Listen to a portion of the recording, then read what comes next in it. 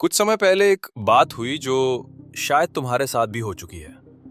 Arjun office में बैठा था।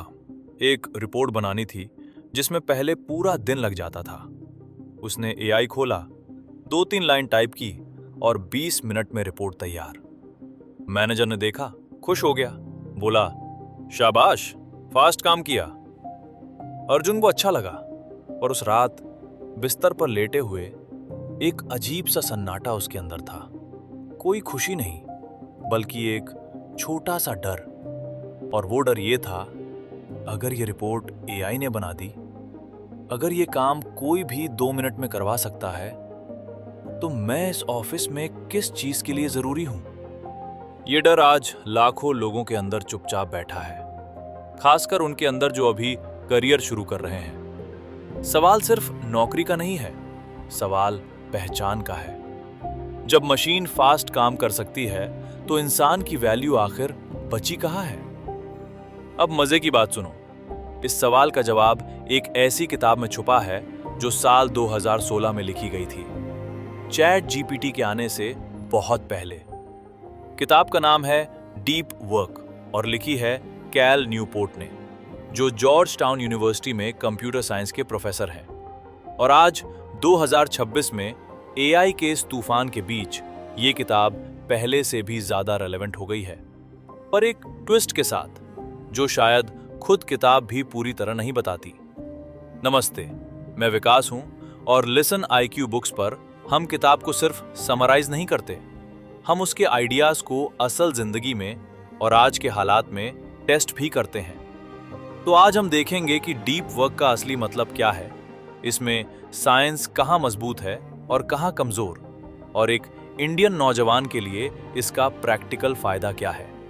तो चलो पहले किताब की सबसे बड़ी बात समझते हैं। न्यूपोर्ट 2 तरह के काम में फर्क करते हैं, एक है डीप वर्क और दूसरा है शैलो वर्क। डीप वर्क का मतलब है बिना किसी डिस्ट्रैक्शन के पूरी कंसंट्रेशन के साथ किया गया वो काम जो तुम्हारे दिमाग को उसकी लिमिट तक धकेलता है। जैसे कोई मुश्किल कोडिंग प्रॉब्लम सॉल्व करना, कोई नया स्किल गहराई से सीखना, कोई असली सोच वाला आर्टिकल या बिजनेस प्लान बनाना।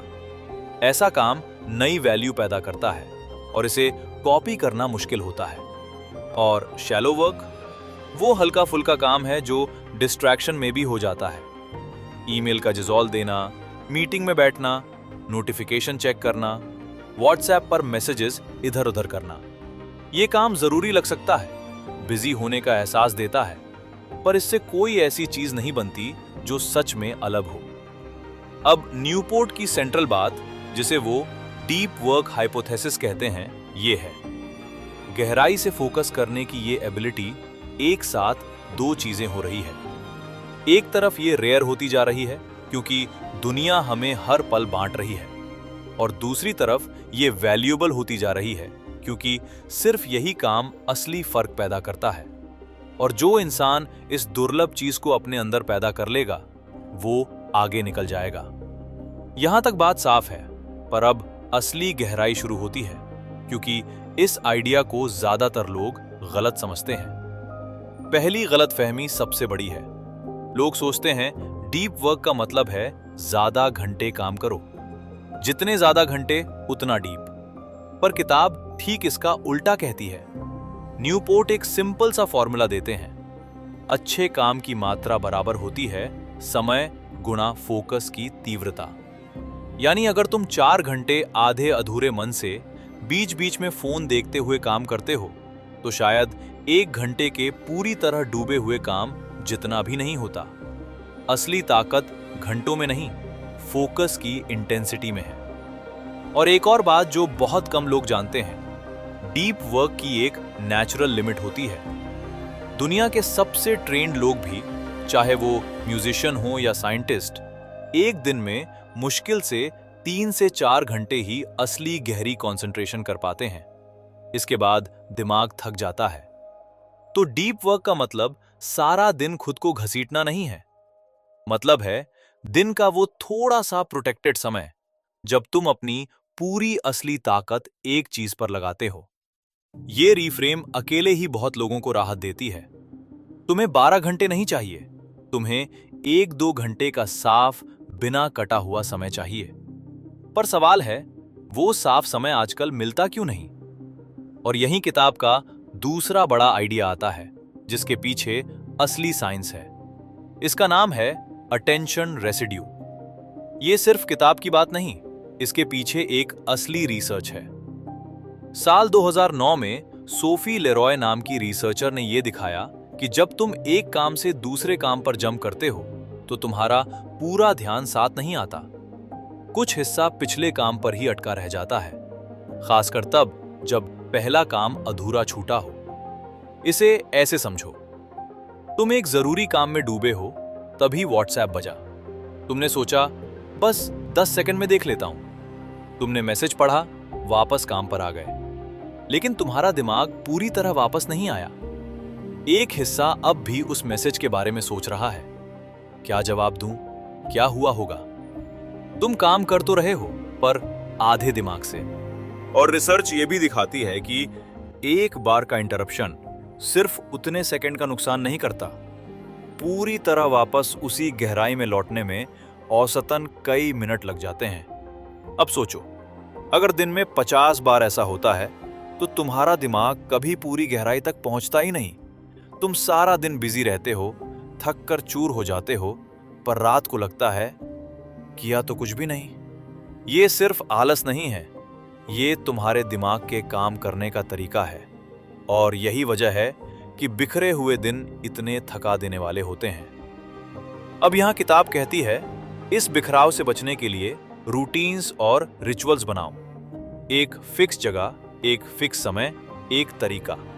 और इसके पीछे न्यूपोर्ट एक और आइडिया रखते हैं कि हमारी विल पावर, यानी खुद पर कंट्रोल रखने की ताकत, एक टैंक की तरह है जो दिन भर में खत्म होती जाती है। तो अगर तुम हर रोज ये डिसीजन करोगे कि कब और कहां फोकस करना है, तो तुम्हारी विल पावर जल्दी चुक जाएगी। और यहीं पर मुझे ईमानदारी से रुकना है, क्योंकि ये आखिरी वाली बात, विल पावर का टैंक खाली होना, इसे साइंस ने काफी हद तक चुनौती दी है। इस आइडिया को साइकोलॉजी में ईगो डिप्लीशन कहते हैं। एक जमाने में ये बहुत मशहूर था, पर साल 2016 में एक बहुत बड़ा टेस्ट हुआ। 23 अलग अलग लैब्स ने मिलकर 2000 से ज्यादा लोगों पर इसे दोबारा जांचा। और नतीजा, इस विल पावर वाले असर का कोई पक्का सबूत नहीं मिला। यानी कंट्रोल करने से कंट्रोल की ताकत खत्म हो जाती है, ये बात उतनी ठोस नहीं जितनी मानी जाती थी। तो क्या इसका मतलब है कि रूटीन्स बेकार हैं? बिल्कुल नहीं। और यहां लिसन आईक्यू का नजरिया है। रूटीन्स काम तो करते हैं, पर विल पावर बचाने की वजह से नहीं। वो इसलिए काम करते हैं क्योंकि वो हर रोज का ये सवाल, आज फोकस करूं या नहीं, कहां करूं, कैसे करूं, खत्म कर देते हैं। जब समय और जगह पहले से तय हो तो दिमाग को झगड़ा नहीं करना पड़ता, वो सीधे काम पर बैठ जाता है। यानी किताब की सलाह सही है, पर उसके पीछे की जो वजह न्यूपोर्ट देते हैं वो कमजोर है। सलाह मानो, कारण बदल लो। ये फर्क छोटा लगता है पर जरूरी है, क्योंकि अगर तुम विल पावर बचाने के चक्कर में रहोगे तो एक बुरे दिन के बाद खुद को कोसोगे कि मेरी विल पावर खत्म हो गई। पर अगर तुम इसे आदत और साफ रूटीन की तरह देखोगे तो एक बुरा दिन सिर्फ एक बुरा दिन रहेगा, पूरी हार नहीं। अब एक और सच जो किताब बहुत जोर से नहीं कहती, पर एक इंडियन व्यूअर के लिए सबसे जरूरी है। किताब में जो एग्जाम्पल्स आते हैं वो सुनने में शानदार लगते हैं। मनोवैज्ञानिक कार्ल युंग ने जंगल में एक पत्थर का टावर बनाया जहां वो अकेले जाकर सोचते थे। एक मशहूर लेखिका ने अपनी किताब पूरी करने के लिए एक महंगे होटल का सूट ले लिया। एक और लेखक ने ईमेल का जवाब देना ही बंद कर दिया। ये कहानियां इंस्पायरिंग हैं, पर एक सच्चाई भी है। ये सब एक तरह की सुविधा से आती हैं।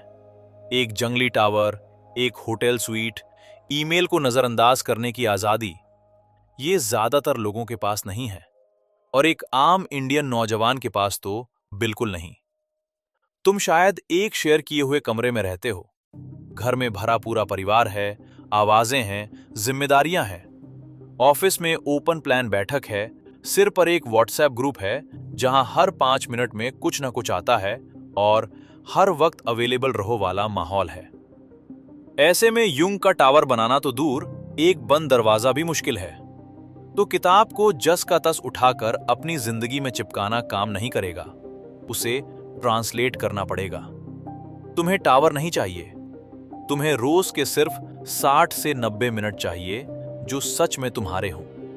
शायद सुबह जल्दी उठकर जब घर सो रहा हो, शायद ऑफिस पहुंचने से पहले का 1 घंटा, शायद रात को सबके सोने के बाद। समय बड़ा नहीं होना चाहिए, बस साफ होना चाहिए। फोन दूसरे कमरे में, नोटिफिकेशंस बंद, एक काम, पूरी गहराई। यही असली डीप वर्क है एक आम इंसान के लिए। कोई पहाड़ पर जाना नहीं, बस एक छोटी सुरक्षित खिड़की हर रोज। और अब हम वापस उसी शुरुआती डर पर आते हैं, अर्जुन का डर। एआई के जमाने में मेरी वैल्यू क्या है? यहां डीप वर्क का सबसे गहरा मतलब खुलता है, जो शायद 2016 में खुद न्यूपोर्ट ने भी पूरी तरह नहीं सोचा था। देखो, एआई उस शैलो वर्क में सबसे तेज है। जल्दी email, average report, routine summary, आम सा कंटेंट। वो सारा हल्का काम जिसमें ज्यादातर लोग अपना दिन बिता देते हैं, अब सस्ता और तेज हो गया है। तो जब हल्का काम मशीन कर सकती है, तो तुम्हारी असली वैल्यू कहां बचती है? ठीक वहीं, उस गहरे, हार्ड टू रिप्लिकेट काम में। असली समझ, नई सोच, गहरी प्रॉब्लम सॉल्विंग, वो जजमेंट जो सिर्फ किसी ने घंटों डूबकर सीखा हो। जो चीज एआई आसानी से नहीं कर सकता, वही अब तुम्हारा असली फर्क है। पर एक चेतावनी भी है, और ये आज बहुत जरूरी है। अगर तुम एआई का इस्तेमाल सोचने से बचने के लिए करने लगे, हर चीज उसी से बनवाकर बिना खुद दिमाग लगाए, तो जो आउटपुट निकलेगा वो देखने में तो ठीक लगेगा, पर उसमें गहराई नहीं होगी, और धीरे धीरे तुम्हारी अपनी सोचने की ताकत कमजोर पड़ती जाएगी।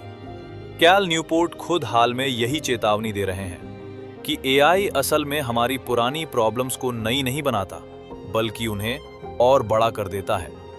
आसान रास्ता और आसान हो जाता है, और गहराई और दुर्लभ। इसलिए एआई के जमाने में डीप वर्क बेकार नहीं हुआ, वो तुम्हारा सबसे बड़ा बचाव बन गया है। एआई को एक टूल की तरह इस्तेमाल करो, अपने डीप काम को तेज करने के लिए, उसकी जगह लेने के लिए नहीं। अब बात को जमीन पर उतारते हैं।